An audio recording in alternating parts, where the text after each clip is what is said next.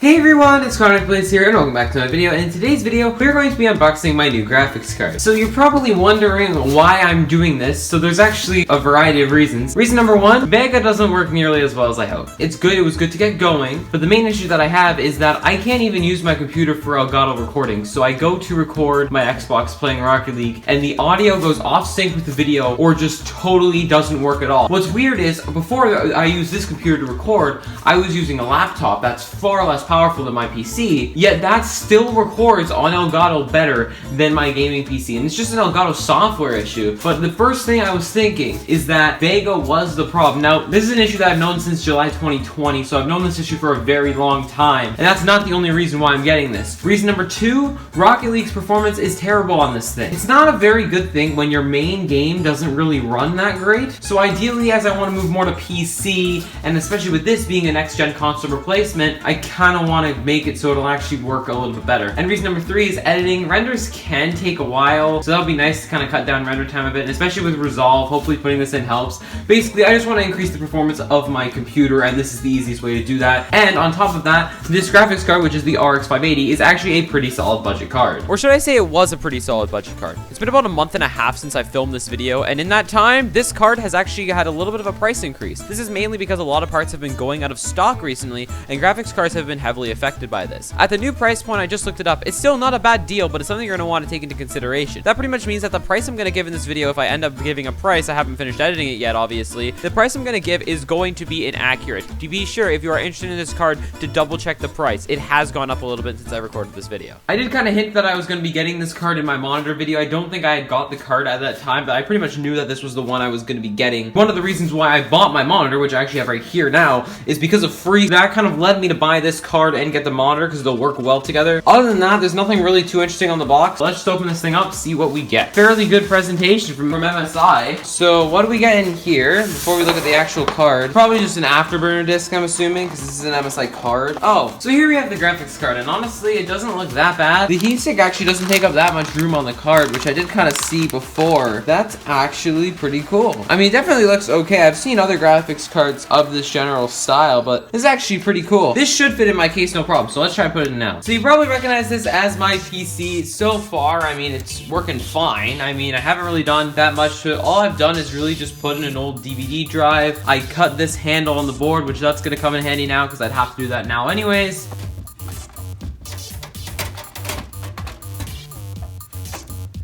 There. So now we have the card installed, so I'm gonna get all the wires sorted out, and let's see if it works. Honestly, it would be surprising if this didn't boot, but...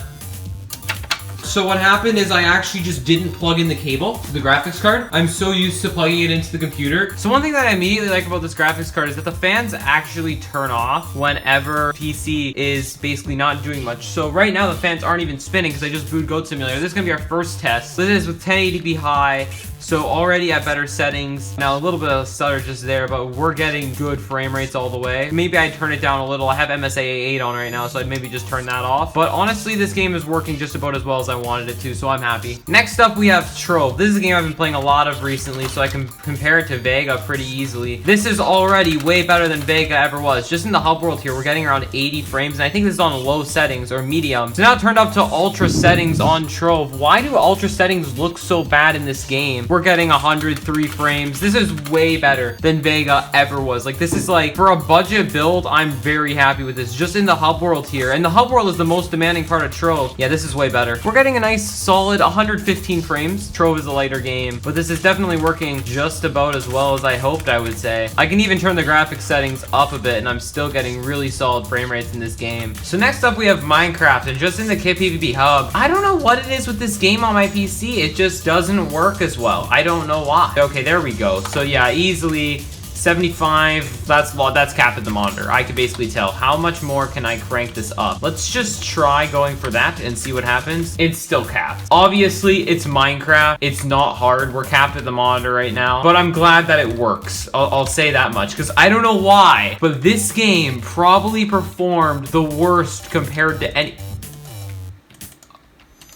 Hello? You know what? No, forget about Minecraft. This is acting weird. No. So next up, we have one of my favorite games, or actually my favorite game right now. This is on 900p. So this is the old settings that I ran this game at. Yeah, okay, so 250 FPS, solid lock on that. So that means it's time to crank the settings even higher. Yeah, you know what? This still looks fine and still totally playable. This is Rocket League after all. This looks amazing. Like, this is actually awesome that it's running this well. Obviously, it's Rocket League. It should be. Season 14 Grand Champion, I see. What is this? Is unranked. Yes, let's go. Right now it's running fine. Now it's running totally smooth. No stutter on the kickoff there. That's good to see. Don't go in my net. Why is there a freaking GC on the other team? What are you doing, teammate? What was that challenge?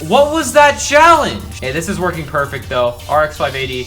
Definitely good for a game like Rocket League. As I backflip, unfortunate there. Will I switch to PC? Probably, honestly, because it's working just as good, if not better than Xbox. So I wanted to test Microsoft Flight Simulator, but since the game had a huge update and I'm way too lazy to do that, let's just test Simple Rockets 2 instead. So this is the game made by the same developers as Simple Planes. That did not work on Vega at all. And yeah, it's working now. Overall, I'd say that the RX 580 is a pretty good budget card. For all of my needs, it's worked really great. I've actually been able to do way more with my computer now that I have this card. Like, for example, I've been able to do Twitch streaming with a reliable frame rate and have it done for my PC, something that I've not been able to do before and I can do now because I have the RX 580. It's also a really good card that works with my build. Having the 3400G, that's not really the best CPU out there. Like, it's good enough, but it's not really the best CPU out there as it's more of a budget CPU. However, pairing that with the RX 580 actually works really well. A bottleneck calculator actually says that it produces about like a 0.01% bottleneck or something ridiculous like that. So all in all, this is a pretty good budget card. Even at the higher price point, it's still not that bad of a pickup. Now, you're going to want to know, though, because of all the graphics card prices going up, this might not be the best time to get a graphics card. As I said earlier, I filmed this in late December of 2019, so stuff back then was way different for PCs. But all in all, this is a pretty good card if you need a budget gaming card. But that's going to wrap up this video, so if you enjoyed, please do the like, subscribe, and turn on notifications so you never miss one of my videos. That's going to wrap up this video, so thank you all so much for watching, and I will see you in my next video.